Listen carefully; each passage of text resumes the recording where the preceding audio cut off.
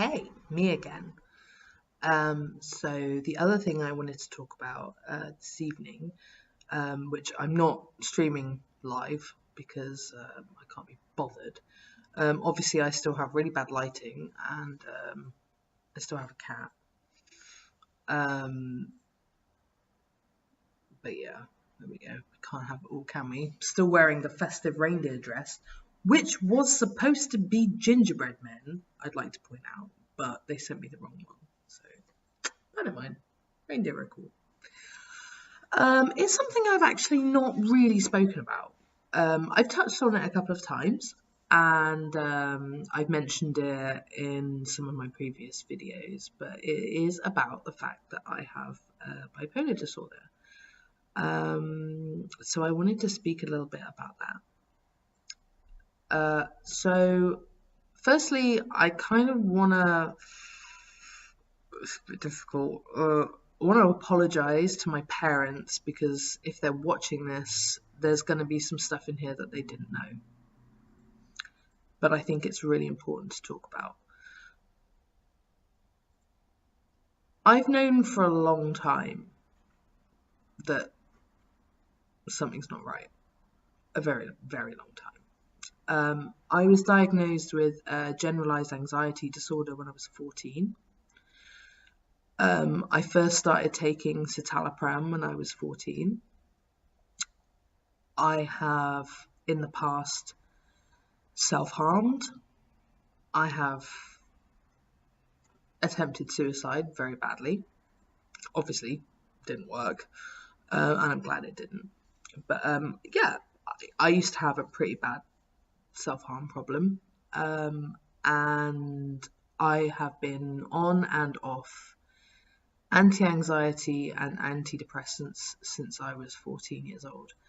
I think really the first time I remember things being really bad was just before my nan died, and this was in early 2000, when I felt sick all the time. Like, I felt sick. Literally, I would get up and I felt sick. And I'd go and make myself sick. And then I'd have breakfast. And then I'd make myself sick. Because I felt nauseous all the time. And I remember my mum getting really upset and really angry with me because she thought I had bulimia and I was trying to make myself sick or do this to get out of going on a school trip and stuff. And I'm like, no, I just feel sick. I feel really, really nauseous. Like, I want to be sick. And it was shortly after that I went to the doctor and I was diagnosed with generalized anxiety disorder. 13, 14. I think at that point I was like just turned 14 and was given diazepam as a 14-year-old. Oh, look, oh, they're kissing each other. Oh, that's so nice. Let's look at the kiddies while I talk about serious stuff.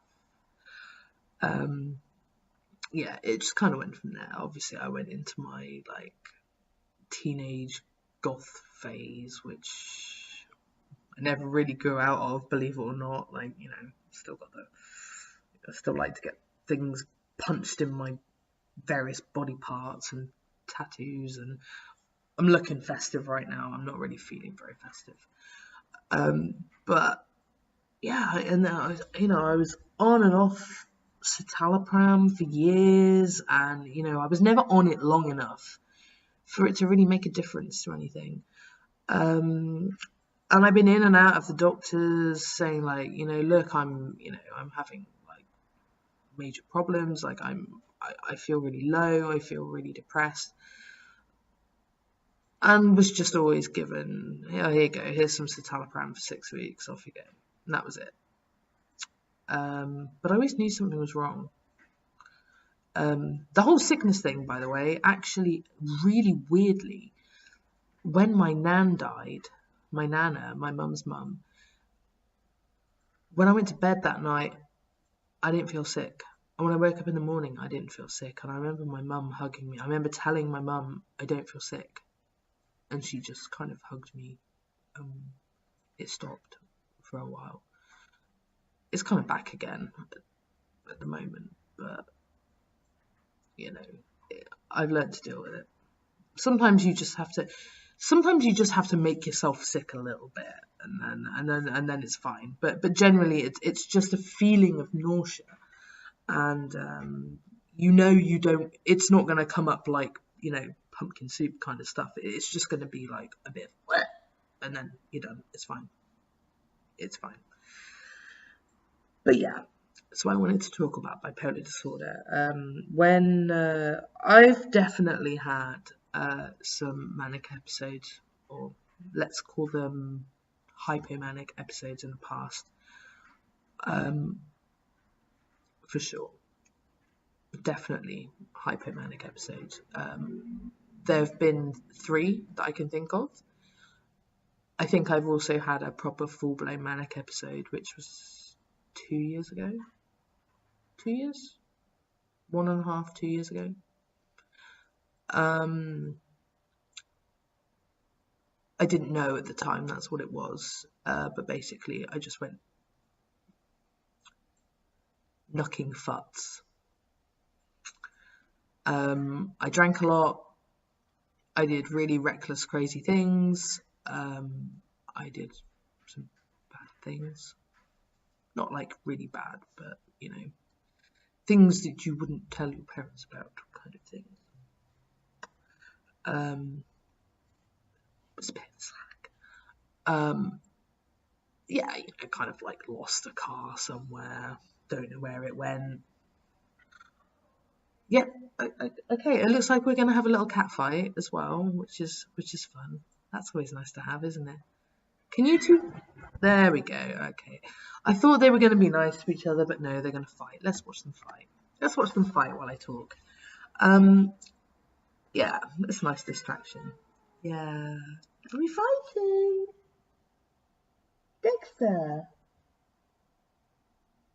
are you upsetting him? Oh my word! Oh, carnage! This never happens. I never catch this on film. Boys, come on. Be nice to each other. I'm gonna come back. Okay. Winston is walking away. Again, this never happens. Winston does not ever walk away from a fight. He's normally the one being like, but no, Dexter got his table. Good boy, Dexter. Well done. Oh, here he comes. Yeah. Here comes the victor. Well done, Dexter. Yes. King of the sofa. Yes. Anyway. So, yeah, on and off, this, that, and the other. The last 4 years have been very difficult for me. I'm not going to go into why. I don't think it's appropriate to talk about right now. But basically, if you have ever read the blog that I wrote, which I may actually stick the link in the comments because I think it could be very helpful for anyone who's going through this. I was on a major manic episode. I was sleeping like 2-3 hours a night. I was up. I was doing things all the time. I was working. I was drinking a lot. I was out all the time, but I was sleeping 2-3 hours a night. I was doing a really good job at work, like a really good job. Everyone was saying how well I was doing, and I was a machine. I was creative. I did stuff around the house. I kept everything spotlessly clean. I was in my refuge was the bathtub. That's where I would write. I would get up at 3-4 in the morning, get in the bath, and write in my blog for like an hour. And then I'd post it, and then I'll be like, well, yeah, and I'm going to go to work, and then I'm going to come home, and I'm going to cook, and I'm going to clean, and we're going to go out and drink, and I'm going to stay in and drink, and it was bad. I'm going to play games until like 5 in the morning.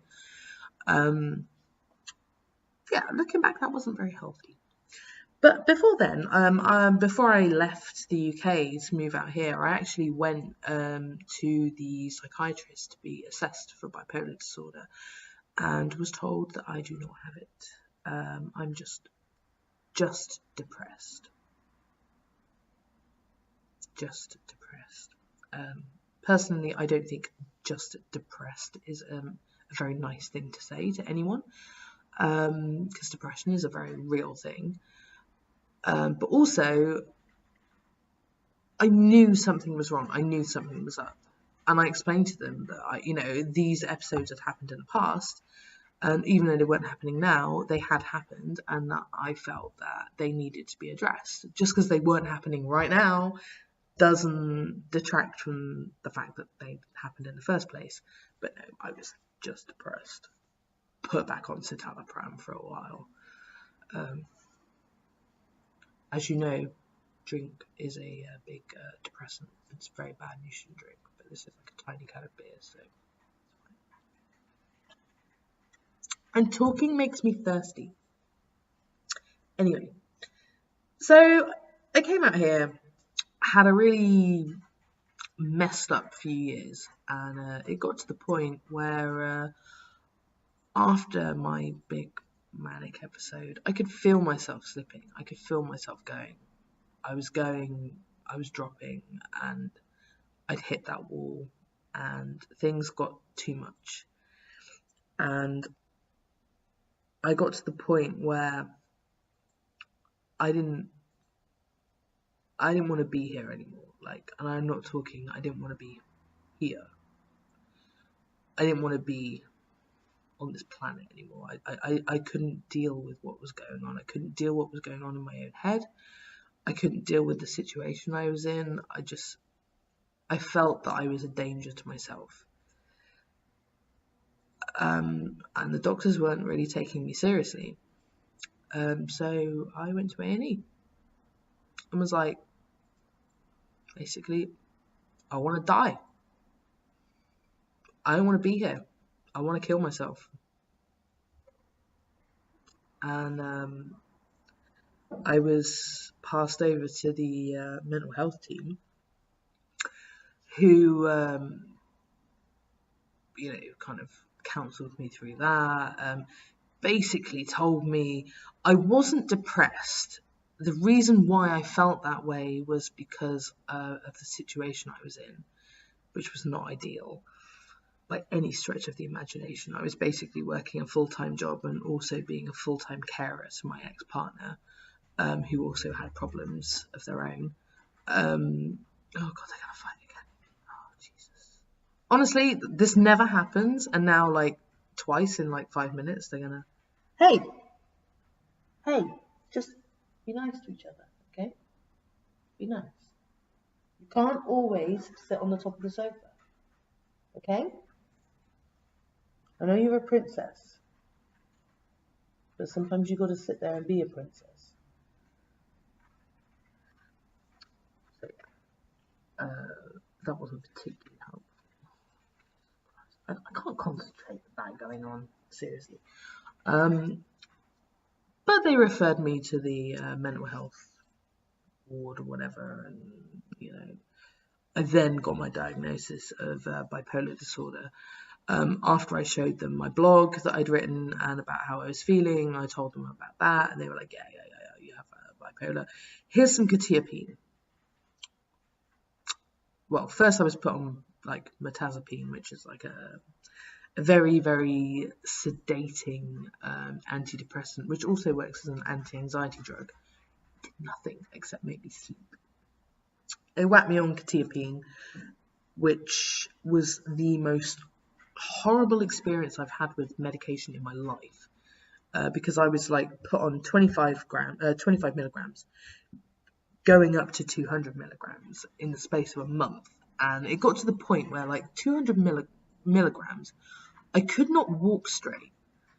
I couldn't talk properly. I was slurring my words all the time, to the point where my boss once asked me if I was drunk. At 10 o'clock in the morning, he asked me if I was drunk, and I was like, no, it's my medication. yeah, so it was like, it was bad. And so I knew this wasn't going to work. So, if I have bipolar disorder, like, I can't live like this. This is not good. And in fact, it was JP that made me realize that what was happening wasn't right. And so I went to go and see a real psychiatrist. Not that I'm saying that the guys at GHA are not real doctors, but sodium valproate thing, epilepsy thing, putting me on these crappy drugs.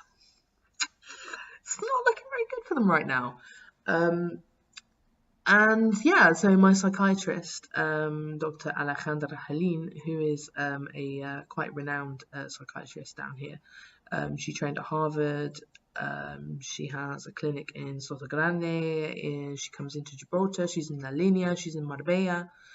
She's freaking awesome. I love her. She was just like, yeah, who gave you this? I bet it was a man. Yeah, off. No, we're taking you off all of this slowly, but putting you on something else. So I'm now taking sertraline, or as it is known as its brand name as Zoloft, which is an antidepressant. I think it's working. I feel pretty good. I wouldn't be doing this if I wasn't feeling pretty good. So that's something. Although she has told me if I get a little bit manic, I might have to be hospitalised for a week or so, which would not be cool. I don't feel I need to be hospitalised. I'm having fun. I'm having fun. Like, I'm enjoying not being depressed right now. I have motivation. I've got my motivation back. Hence, I'm making these videos. I feel like my hands are itching. I just want to paint. I just want to write. I just want to do all these things that I haven't been doing for the past like 4 years. I'm catching up on TV. I'm watching Game of Thrones. I'm actually watching Game of Thrones. Like, seriously, everyone kept telling me, Zoe, you would love Game of Thrones. And I'm like, yeah, but like, I'm not allowed to watch it because like my partner doesn't like it. So I'm not allowed to watch it. And also, the first time I ever watched it, like, I was with my parents and there were like people having sex on TV, and I was like, awkward. So I was like, yeah, I don't really want to watch that. And then, everyone kept talking about it, and I was like, yeah, I'll watch it when I get a chance. And yeah, like, we've started watching it. Obviously, JP's seen it before, but we're now nearly at the end of season 2. And I'm loving it. I'm really loving it. It's really cool. I'm catching up on all this TV that I haven't watched for so long, and I'm getting back into my gaming very slowly, very slowly. Gaming is the one thing that is taking me a long time to find my feet with again.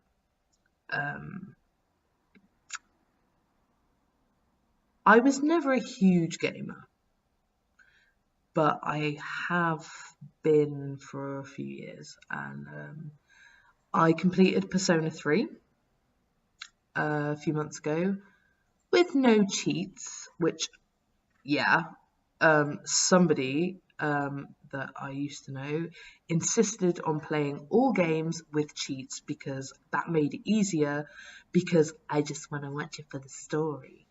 No, I'm sorry. If you're playing a game, you play it properly. You play it to play the game, not to see the story. If you want to see the story, watch a movie. Watch the cutscenes, like, read a book. Like, I don't care. Don't just stick a bunch of cheats on a game and then just like play through it. Like, that's boring. Like, who wants to do that? So since then, I have completed Persona 3 on my own with no cheats, and I feel really good. I'm at the end of Final Fantasy 7, which is like one of my favorite games, but I don't want to play the end of it because then that means it's finished. And I love Final Fantasy 7. I love it, and I don't want it to end. I mean, I know I can just play it again, especially now I have it on Steam, so I can just play it again. But yeah, I'm at the Northern Crater, and I'm gonna go fight Sephiroth, and I'm gonna die so hard. I have to go grind. And Final Fantasy 9, I kind of broke my save file, so gonna start that again on Steam from the beginning. Try to impress all of the people in the crowd and Queen Bran. I would just like to point out my favourite thing about Final Fantasy 9. Obviously, Final Fantasy 7 is my favourite because it's amazing, and also Vincent. What? And Final Fantasy 9. I love the story. I love the music. I love the world. But most of all, I love Kuja. He is like the most lovable anti-hero in any game ever. Apart from maybe Kane in Final Fantasy 4. Kane? Is it Kane? Or, I don't know. The one who's bad but not bad, but good and not good. And yeah. And anyway, I've not even played it, but he seems pretty cool. But yeah, anyway, sorry. Got a little bit off track. Still about Bipolar. So yeah, I mean, I am coming out of like a massive low right now, and things have been bad for a long time. I've been very unmotivated, like literally sometimes I cannot get out of bed. Like I really struggle to get out of bed, haul myself into the shower, get into work. It's better now with my new job. I'm enjoying it a lot more, and I love the people that I work with. Not that I didn't love the other people that I work with, because I do a lot, but you know, it helps. Doing a job that you actually believe in, and you feel you're making a difference in a company that is up and coming and is doing good things. Obviously, I cannot name check them because I don't know, anyone might be watching this and is under 18 and it's a gaming company, and that would be morally wrong. But yeah, let's just say that. Yeah, so obviously, I'm very, very excited for Kingdom Hearts 3 coming out, which might mean I have to buy a PS4. Which means Shenmue 3 and Final Fantasy 7 Remake, and that's probably going to be it for me, considering I just got PS3 and I've just started playing games on it. And they're all like remakes of other games that I used to play, or I just played PS1 games in them. Maybe I'll see if it's on Steam and go from there. But again, I digress. I think that bipolar is very misunderstood. I'll go more into this some other time, but I have been told, Zoe, like bipolar isn't like, oh yeah, you can be on top of the world one day and then feel like shit the next. No, it's not. But that's how I feel sometimes, and it can happen throughout the day. I can be like great, and it's not just mood swings. I'm not talking like, oh yeah, well, something bad happened, now I feel like really bad. I mean, I can be hyperactive, like bouncing off the walls one minute and then in tears the next over something stupid. I think there's more to this than bipolar. And I'm gonna keep going, I'm gonna keep investigating, and I'm gonna get to the bottom of it. And find out what's going on. But for now, I am very happy with the medication that I'm on. I did mention earlier that I have a generalized anxiety disorder. That's actually now been redefined as actually panic disorder. I don't think I panic. I don't panic. I'm just anxious. That's all. I'm just anxious all the time. And I have some really good medication for that, which really helps. And obviously there's the whole kind of mindfulness, like put it on leaf and watch it float away and watch it come back, and you have to put it on leaf again and it comes back and you have to keep putting it on the freaking leaf and it just keeps coming back every time. that's when you know it's proper anxiety and not just like, oh yes, I'm a bit nervous about, oh yes, oh well, I have like, something bad happening and I put it on a leaf and now it's floated down the river and now it's gone and now I feel great. That's when you know it's real anxiety, if it keeps coming back and it doesn't go. But yeah, my medication helps with that too. So yeah, I'll keep you posted on that. And yeah, I just want to say again a big thank you to my therapist, Sarah, who's amazing. And I'm really sorry for like chewing your ear off on Wednesday because I hadn't seen you for like 2.5 weeks. And was like, so much has happened since then. And she really supports my idea of vlogging. I think it would be really good for my self-confidence. So let's wait and see what happens. So someone's looking very sleepy over there. No, I think he's okay. So I'm going to sign off.